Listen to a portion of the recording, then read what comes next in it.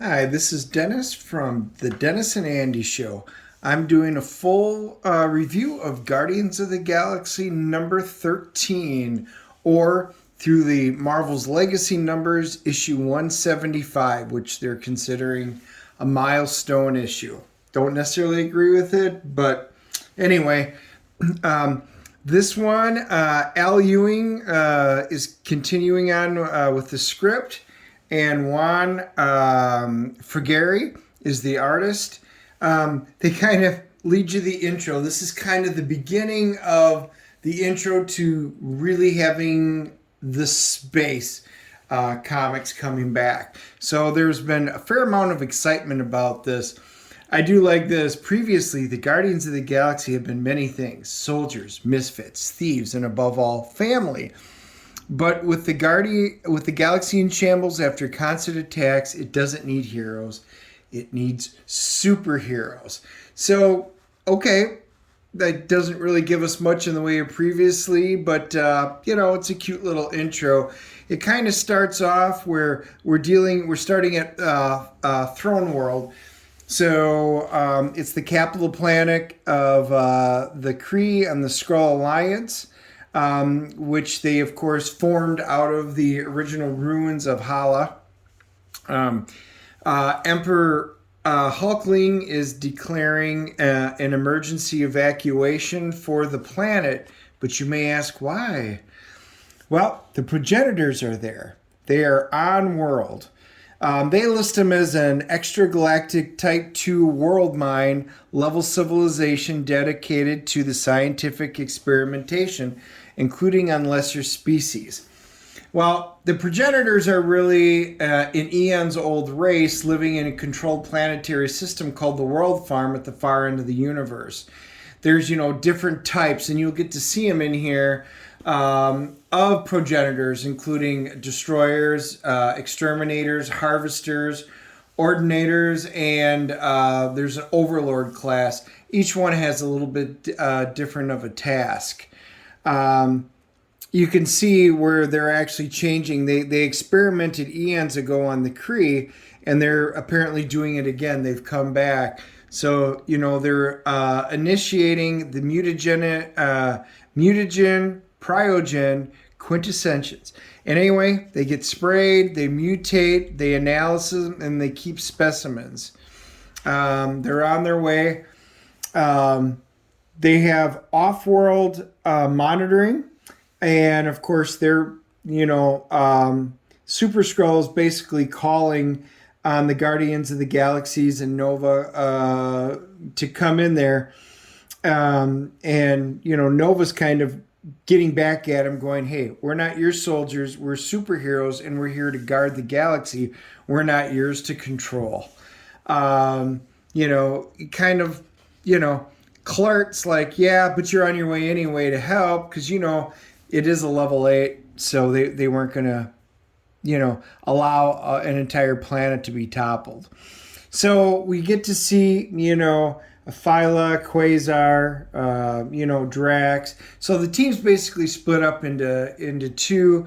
There's missing surveys. This group's on AIM World, and they find the missing surveyors.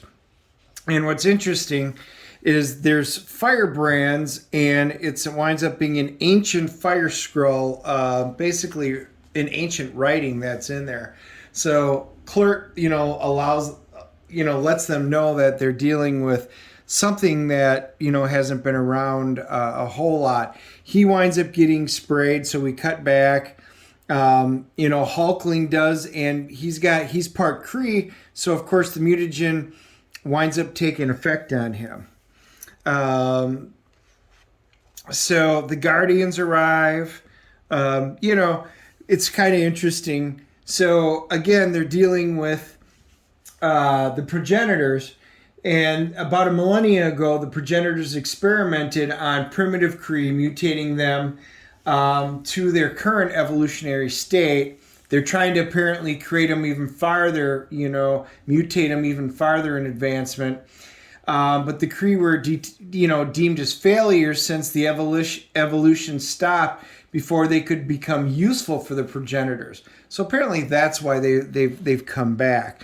So they detect a response, and they're kind of offended because it's a calibrated response, and it wasn't very good. So they're kind of wimps, is what they're calling them.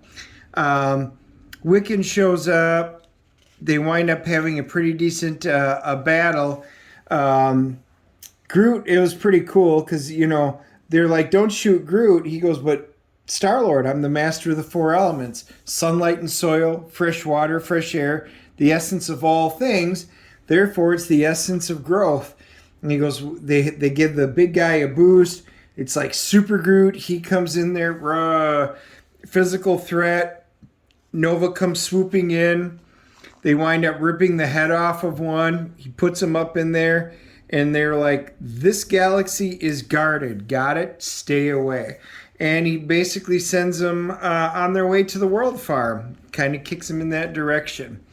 So a lot's happened between Gamora and Star-Lord. They're not an item. Star-Lord was technically trapped in a earlier Guardians of the Galaxy. And Star-Lord basically lived almost an entire lifetime. He has a kid. He's got a son. Nobody knows about it because time is so much different. While a short amount of time transpired in this universe, Star-Lord's actually lived a long time. He actually had a son. So it was pretty interesting. We get to see Quasar. There's Wendell. And they need a stealthy Quasar, not the warrior. So then Avril Kincaid comes in there, and they did it by basically taking the power bands and, they're able to clank them together, and it creates a pretty interesting phenomena where they can change places. So depending on which Quasar you need, that one will come out. Anyway, this group, they wind up looking at the Brethren of the Forgotten Flame. Those are the ancient Skrulls. So they're done with the Progenitors, which the Progenitors first appeared, I think it was back in the Royals in 2017. So it's not like they've been around in Marvel history a long time, although they're considered, very old. Anyway, they're talking about how everybody sees them as worthless. It's like a cult, Earthers get in their way, everybody gets in their way, and how they're basically going to take them all out. They're broadcasting it so that Nova can see. The Progenitors have highly organized minds, and even a crashed computer holds data. So she shifts through it, and she goes, "Oh," they wind up uncovering some cool stuff. Anyway, battle's happening. They were being controlled, and it goes, someone's inside. There's a lightning storm, and it's cool. It's a cool green storm. I really enjoy the art in this book. Someone's inside, the king of space. I'm the master of the sun. You claim such vast dominions. Anyway, it goes through. I don't want to spoil everything, but, it is the Doctor. So that is cool. That is the only title. So Doom obviously has something to do with this. So Doom is no longer just floating around on Earth. He's actually doing some really interesting spacey stuff. So that act brings up a whole bunch of questions. So I'm curious, what they're going to do with it. I had a lot of you ask to kind of give an impression of this book and to do a review. I think the book was interesting. I think it is a pretty good spot to hop on. They didn't fill in all the missing pieces for, you probably do have to pick up the last couple of issues to really see what's going on. But you get enough where you're really not too far behind the eight ball. I would give the Guardians of the Galaxy an 8.0. It was an enjoyable read. I think that this is going to be a fun kickoff for the spacefaring stuff. So I think this is going to be a great point to hop on. Anyway, I kind of recommend this. So anyway, for those of you who really like the outer space stuff, I think you're going to want to pick up Guardians of the Galaxy. Hit the like and subscribe button so you know when we do the reviews. And if you have questions or comments, put them down below. We always love to discuss this. Appreciate it, and we'll talk to you soon.